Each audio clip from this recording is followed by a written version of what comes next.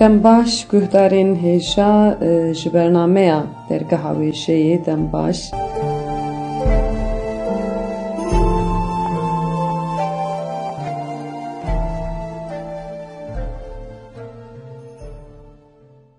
Ji bernameya dergeha wêjeyê dem baş guhdarên hêja bernameyekê nû ez pêşberî we me. Ez Roza Metîna. Di vê bernameyê de jî ez ê balê bikişim ser folklora Kurdî ku di bernameyên berê de jî min çend cara balkişand bû ser. Bu folklora Kurdî bi rastî jî ji bo parastina nasnameya gelê Kurd, parastina bêjin hebûna gelê Kurd xwedî bingeheke girîng in. Di vê bernameyê de ez ê ji we re balê bikişim ser gotinên sermehan. Her wiha meselekek zazakî, duzûrekerî, gundire û lên. Dîsa çîrokek bi navê Pisîk û Gavan. Her wiha ez ê balê bikişim ser tenûrê û Fatma Îsa, dengbêj Fatma Îsa jînîkariya wê. Niha jî ez ê ji we re hinek gotinên derbarê mehan de bixwînim. Tîr şivatê adar hatê, sêzdê kanûnê rojê berê xweda havînê. Roj bîne sal, zik bîne çal, kavanî bîne beqal. Xwişka adar bide min rojek û daneke sar, ca ez gîskî bikeme dar. Adar e meheke sar e, pê nayet bihar e. Xizîran xinzirî, giyal erdî kizirî. Mamkê Nîsan, bin derê hemû pîsan, berfê be tek kîsan. Kanûn e, şiva gayê kîn e, germ çi mîne. Şivat e, befirbatê, kicîk ji giятê. Gulan e, mehek can e, gula hemû baxçan e. Çirrî ye, meheke cindî ye, karê zivistanê kirî ye. Çil-çil e, bîsbeçe ye, hindî heye, hindîtir jî heye. Pêşî hat hewar, paşê hat bihar. Belê min bakişand ser çend gotinên sermehan, herêm jî gundê a Xespiyê Gever Colemêr. Belê guhdarên hêja berhevkarên van gotinên sermehan jî Mehmed Emîn Hezer e. Niha jî ez ê balê bikişim ser çîrokeke di milkê zazakî ew jî arê kerdo û bu sermiyanê ku kom kiriye. Duzûrekerî, kundire û lên. Di hevalî ware de bîyê. Bîyo payîz û jû vano, defê sêrê. Dewa, hala dewe, de çik est o çik çino. Tekino êno ke cawo ke wele risnenê tey kundirê bîya. Sono sê keno, ke kundire zaf kirsa. Sono çi? Hîrê mordemon, cêno êno, ev e torcênana. Hîro mordemî, hata san gurînê. Dimê kundire zor a birnenê. Birnenê ama kundire çit û vecê. Hîrê çitê gav û girêdanê, kundire kas kenê. Mênê gayî jû şikîno. O bîngoz dano ci, qivey nêkeno. Tenê kefindenê, o bîn vano ke. A sere mi, rêley lazim bî şîyo erzingan. Valeyî xorê virazî, lêde baqirînê. Şîyo vano çarşîyo baqirciyon. Çarûstayî zerê, jûleyî de roniştî ye. Çakût sanê ra, vengê çakûto nê sono jû bînî. û ayrê kundirê vano ke. Heq adirê to de bo. Zura niyanêne. Caro bena, o bîn vano, heq adirê pîyo torê. Ma kundira henêne. Rêleyo niyanên bibo, ke tey bigiriyo. Lê guhdarên hêja ev jî ji aliyê Sey Babilo Kuresi çatî gotin, herêm ji Xosa Dêrsim e. Pere darên hêjan ha jî çîrokek bi navê Pisîk û Gavanê dixwazim ê were parve bikim. Wekî çavkanî jî ya Sinûceyê herêm jî Ferqîn Amedir. Amedeka ji Wêsî arca gokim. Pisîk û Gavan. Şêxmûz axa Xwediyê gund e. Li ber rêya gund dekaniyek daye çêkirin. Rojek Xwedê kurikekî dide wî. Şêxmûz axa gelek şad be. Ji wî kurikî pir hez dike. Hema ji gund derdikeve diçe bajêr ku ji jin û kurê xwe re ji gundiya re diyariya bîne. Di vegerê de tî dibe. Tê li ber kaniya xwe disekine. Ji avê jî vedixwe. Tîna xwe pê dişkîne. Bala xwe dide ku hin tûrîst hatine nêzîkî kaniyê. Hin tûrîst seyranê dikin. Silarekê dide wan û dibihîze ku dengê pisîkan tê. Di nêre pisîkek spî ye û çar cêjikên xweşik jî li der û dora wê dilîzin. Axa bi dest û çavan dide famkirin ku ji wan cêjikanê yekê bidin wî. Gerok jî cêjikekî nêr didin. Axa pê şad be. Wî pisîk bi xwe re tîne gund. Dem derbas dibe, pisîkê me mezin dibe. Kurê axayê biçûk hîn di nava derkuşa xwe de ye. Pisîk diçe dev û tiliya kurik dide. Kurik dike hewar. Axa û malbat digihîjin ser. Pisîkî digirin. Bala xwe didin ku pisîk tiliya kurik birîndar kiriye û di nava xwînê de hiştiye. Şêxmûz axa hevs dibe dibêje: Gazî gavan bikin, bila bilezîne were. Gavanê gund tê, navê wî Sofî ye. Şêxmûz axa jê re dibêje: Gazî kûçikên gund bike, bila tev bi dere werin. Vî pisîkê tê xwe lîsê, bi hev re herin çolê.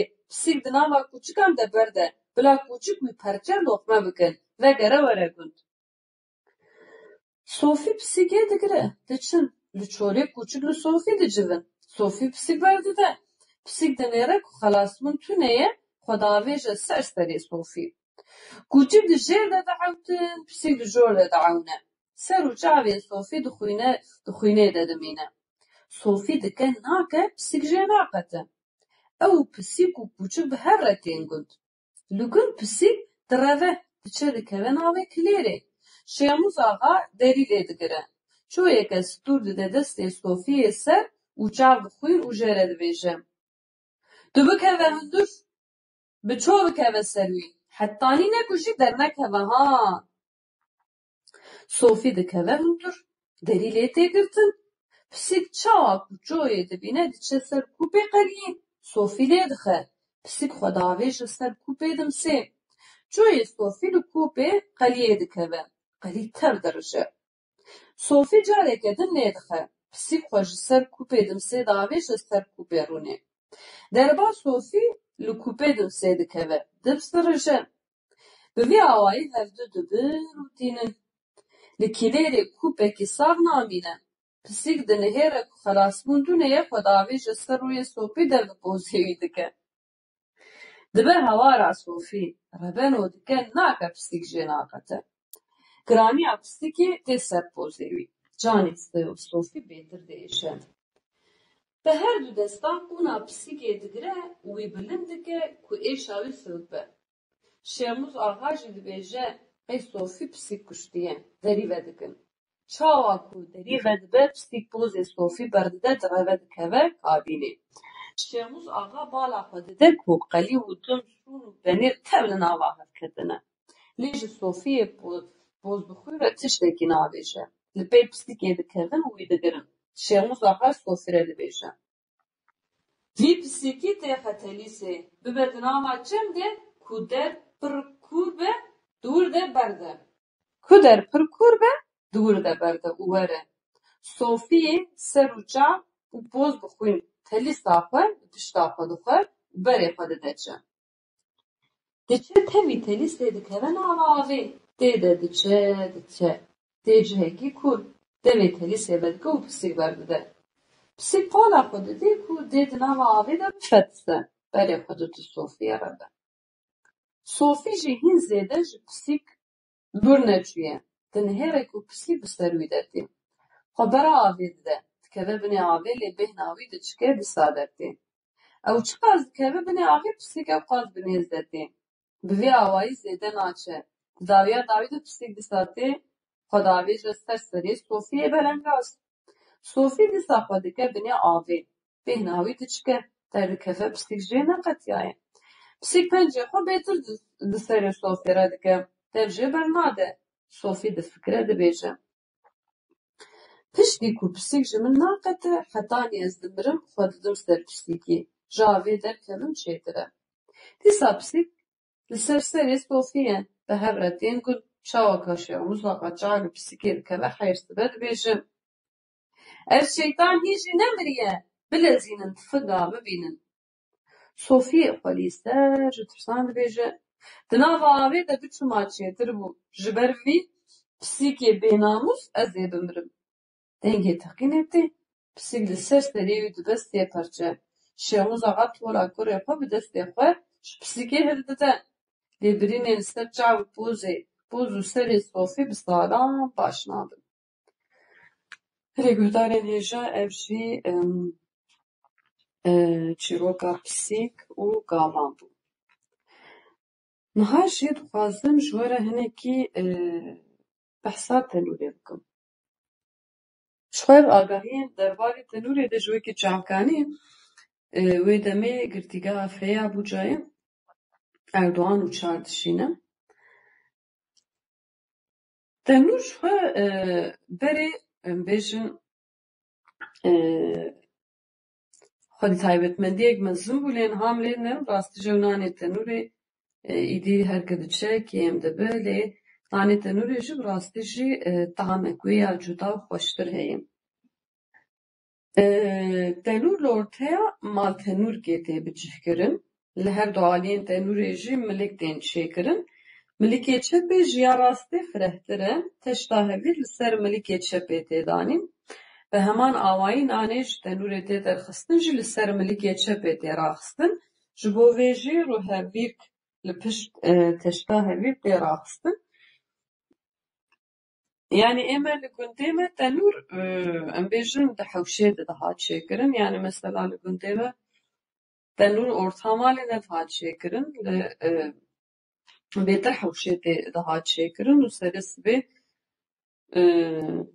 bîrgan rabû hevîrê xwe distira û hevîr piştî ku dihilat şûn de li tenûrê dixist.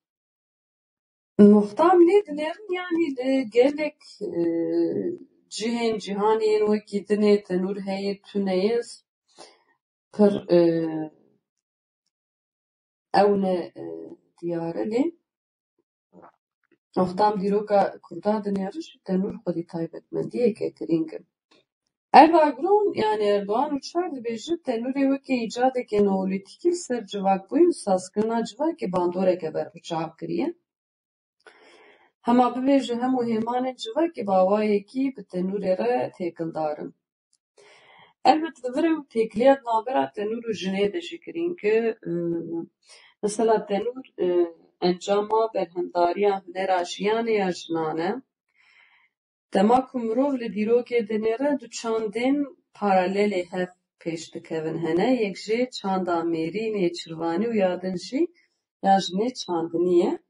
Di civaka neolîtîk de çandiniya çanda jinê serdest bû. Hemû amûr û rêgezên jiyanî jî ji aliyê dayîkê ve dihatin rexistinkirin. Pirsgirêkên jiyanî, civak, debar, strîn, zayendîtî her wekî din hemû rojeva jinêbûn ji ber vê jî her qadên jiyanî wekî forum digirtest û nîqaş dikirin. Tenûr jî yek ji van foruman bû. Niha jî dema ku mirov li parvekirinên ber tenûran tên kirin dinêre dermahiyê vê çandê jî giyan werin. Hêjî tenûrek li ku derê were dadan herî kêm çar pênc jinan ber bi xwe vedikişîne û mijarên civakî dibin xalên parvekirinan ji ber ku îcadeke jina ye. Ti car tenûr ji jinan re xerîb nayê. yani têkiliyê ke xurt a di navbera jin û tenûrê de jî heye. Di heman devê de jî tenûr çawa çêdibe? Her çiqas roja me îro de tenûr çêkirin û firotin weke pîşeyekê biçû bûbe jî di nava civakê de çêkirina tenûrê jî wekî rengekî din yê bêjin sosyalizasyonê ye. Mesela berê xwe tam lê nêrin ke yani gelek kesa bi xwe tenûr çêdik mesela bêjin Erdogan û şer di vir dibêje dapîra min tenûrê xwe bi xwe çêdikirin. Dibêje em neviyên wê biharan jêra weke endaziyarên axê dixebitîn. Em ji ku hîn bûbûn nizanim lê me ew ax bi piranî bi rêya kolemişkan didît. Piş ew dapîr dihat li axê de nihêr di nava tiliyên xwe de dibir û di anî bêhn dikir û biryar dida. Pîvanê wê çi bûn? Hê jî nizanim lê dema ku erê bikira me dizanibû çêkirina tenûrê dest pê dike. Maltenûr jî heye ji binê herêma Serhedê hema bibêje li her derê Kurdistanê tenûr di maltenûrgan de tên biçîkirin. Maltenûr weke şanişînê aliyê wê vekiriye lê sê aliyê wê dîwar û banê wê bilind e. Stareya tenûrê ye him tenûrê him jî nanpêjan ji berf û baranê diparêze. Tenûr li ortaya maltenûrkê tê biçîkirin.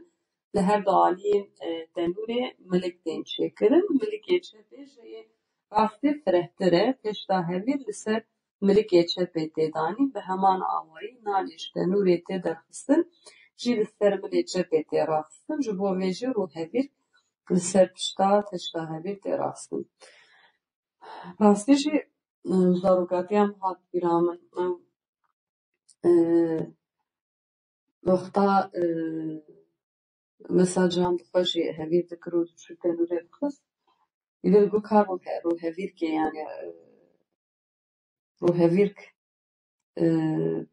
çiqas bila navekî xweş bimeretê yani ev em bêjin gelek dewlemendiya yani zimanekî ji dewlemendiya çanda wan jî tê. Mesela bêjin yani îcadek wekî tenûrê heye wir wir mesela wexta tiştên ku pê bêjin ji bo karê vê tenûrê lazim e her ji bo wî tiştî jî navek hatî dîtin. Mesela yek jî rûhevîrk e. Yani elbet navê tenûrê na ew jî ê ku bixwestan ew jî dikirin yani hêk jî li ser dikirin wenî elbet xweştir dibû. Niha ji xwaziminekî balê bişim ser Fatma Îsa yani kurtejiyana wê ku em bêjin wekî çavganî jî Zeynep yaş ev amadekarî kiriye. Fatma Îsa meyla gotina stranê li ba Fatma Îsa ji zarokatiyê dest pê dike. Ji rojên dawet û şevbêrkan ku gundî li hev kom dibûn û wê li wan guhdar dikir lê eyan dibe. Dengê wê yê zîz û zelal naşibe yê hîç kesekî. Xwedî damagek qayîm û zîrek bûye. Çi stran, kilam û teqalîda bihata gotin û pêkanîn wê li hişê xwe dinivîsan. Her dem gava di gundê dawetek çêbe Fatma Îsa di nava koma qîz û bûkan de bûye. Ew gula govend an bûye. Stranên wê yên pêşîn jî li van dawet şahî civînên xort û qîzan dibêje. Cara pêşî li van govend û şevbêrkan di nav û deng dibe. Fatma Îsa di sala 1934 de li Ermenistanê li gundê Erezdayê ku bi ser navçeya Vêdiyê ye hatiye dinyayê. Bavukalên Fatma Îsa bi esrê xwe ji Bakurê Kurdistanê ji herêma Serhedê ne. Ji ber zilm û zora Roma reş mişextê Ermenistanê bûne. Ji binemala Qerkan e ku şavekin ji eşîra Birûkan e. Vê gavê navê gundê wan bi Yêrasxavan û yê navçeyê jî Barara diguhertine. Ev gund nêzîkê bajarê Îğdirê ye li hember çiyaya Agriyê ye. Navê dayîka wê Başa Lelo û yê bavê wê jî Îsa Ûsûvê Elo ye. Ji dê û bav Fatma Îsa û xwişka xwe Gurçek hebûne. جدایک اوی جی بناوی فادل و باچ خانم خوشکو برایک وی هنه. زاروکاتی اوی جبر بشختگرن و فرمان ستالین 1937 دناو دنگاسو زحمتیان ده درباست به. Kurdên Misliman li Ermenistanê bêtir li nêzîkî sînorê Bakurê Kurdistanê diman. Sedemê fermana wan jî bû ku xwedêgiravê Kurdên Sovyetê bi dizî têkilî Kurdên li wî aliyê hudûd re datînin. Fatma di şêzsaliya wê de bavê wê diçe ser dirovaniya xwe, piştî mirina bavê wê bi 2 salan jî dayika wê emrê xwedê dike. Mamê wê Mihemed li wê û xwişka wê xwedî derdikeve, xwedan dike heta mezin dibin. Malbata Fatma Îsa sala 1943 de di dema şerê cîhanê duyem de ji gundê xwe Erezayanê derdikevin û diçin gundê Hemzelûyê. Bi navê xwe yê niha Marmaraşên ku bi ser navçeya Mastêveyê. Ew li wir heta sala 1950 dimînin paşê diçin gundê nêzik ê bi navê Nêjirlûkê Jêrîn ku dîsa li vê navçeyê ye. Fatma Îsa di temenekî biçûk de bi kurxalê xwe Hemzê Sincê bavar e şû dike şinxala wî xwesuya wê Xatûna Mihemed ji Fatmayê gelekî hez dike û jê re dibe weke dê û ew her behsa xwesuya xwe dike ku çiqas jê re baş bûye. Zarokên wan çê nabin, hevjînê wê jê hez dike û naxwaze jin bîne ser ji ber ku ew jineke ciwan, bedew, biaqil, zana û xwedîkemal bûye lê paşê ji ber paşeroja malbatê difikirin û Fatma destûrê dide malxweyê xwe ku ji xwe re zewaca duyem bike. Ji wê zewaca em bêjin hevjînê wê jî 6 zarok çêdibin. Ev 6 zarok jî heta mirina Fatma Îsa jî weke diya xwe jê hez dikin û di ixtiyariya wê de lê xwedî derdikevin, qedr û qîmetê jî didên. Dengbêjiya Fatma Îsa mêler gotina stranê ba Fatma Îsa ji zaroktiyê dest pê dike me got û ji rojên dawet û şerbihêrkan ku gundî li hev kom dibûn û wê li wan guhdar dikir lê eyan dibûn. Di salên şêstî de berpirsên radyoya Erîvanê dikevin nav liv û tevgerê ji bo peydakirina dengê nû bi taybet ji dengê jinên Misliman ji ber ku ji sala 1955 heta sala 1964 dengbêjên wekî Gulîzara Etar, Sûska Simo, Belga Qado, Tuqasa Xemo, Zadîna Şekir, Astika Qado li her wekî din jinên êzî dibûn ku dengê wan li ser radyoyê belav bûbûn.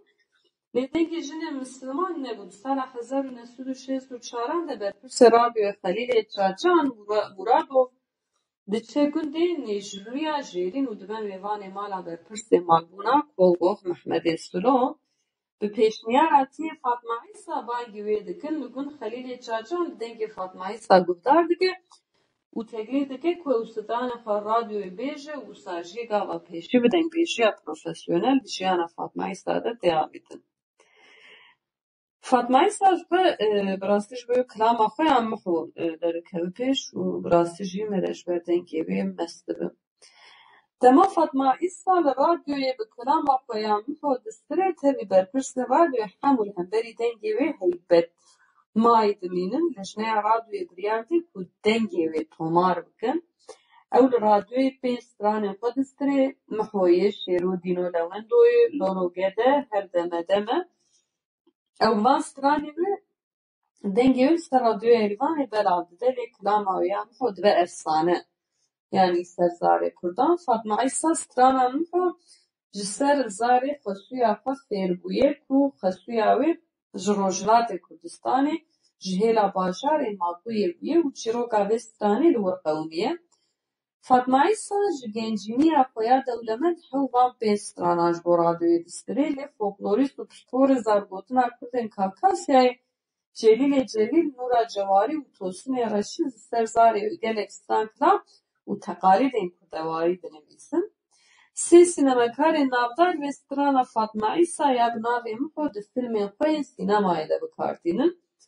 Yılmaz Güney sala 1978 de filma xwe bi navê Gerî de Sergey Parajanov sala 1986 de di filmê xwe yê Rengê Hinarê de Firûzê Dovlatyan sala 1990 de di filmê xwe yê bi navê Hesret de bikardîne. Her wiha ev stran di albûma Dengê Jinên Kurd ya ji aliyê kom muzîkê ve hatî belavkirin jî hatiye bicihkirin.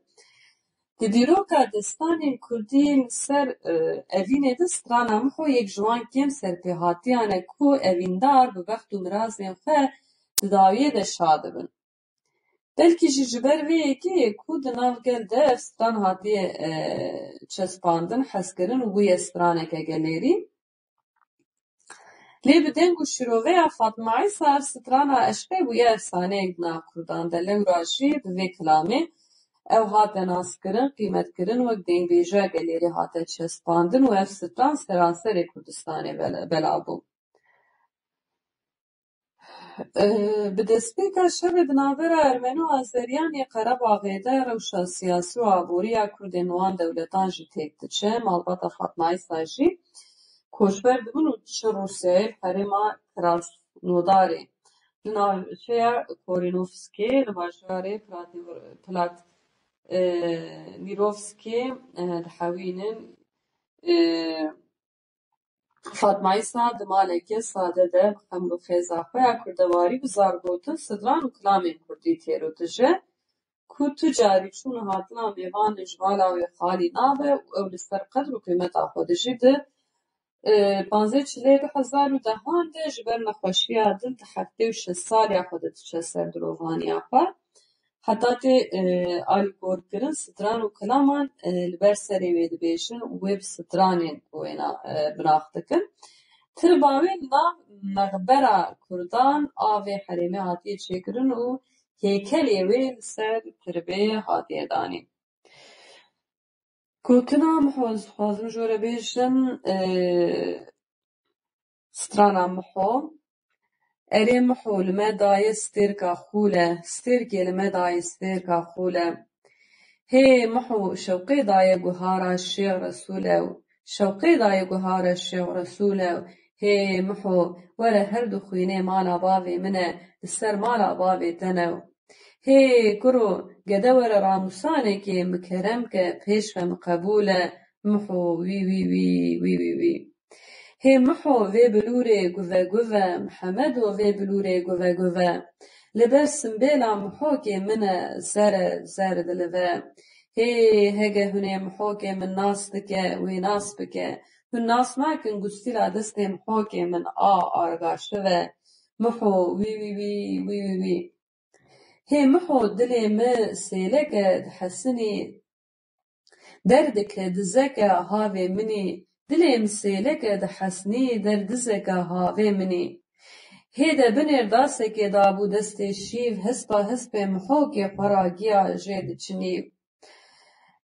Xare kiro gede were hîva sorsedînê, wa nemîne tu vî bejinî. Miho wî wî wî wî wî wî. Ware Miho wezê çûme goma jorîn goma miyan e. Wezê dilivîme goma jorîn goma miyan e. Hê Miho morî minciqên zenda zerqetiyan e. Morî û minciqên zenda zerqetiyan e û hê şevekê di êvar de wextê ez û xîzmetê lêgeriyan e. Li guhêra şab û keta di salixa di sûlixa cêba Mihemedê mi da salix dane û Miho hey wî wî wî wî wî wî. Miho wî wî wî wî wî.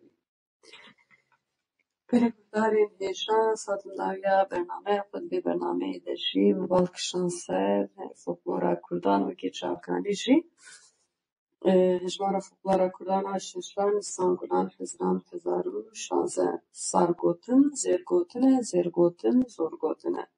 Bimînin di xêr û xweşiyê de.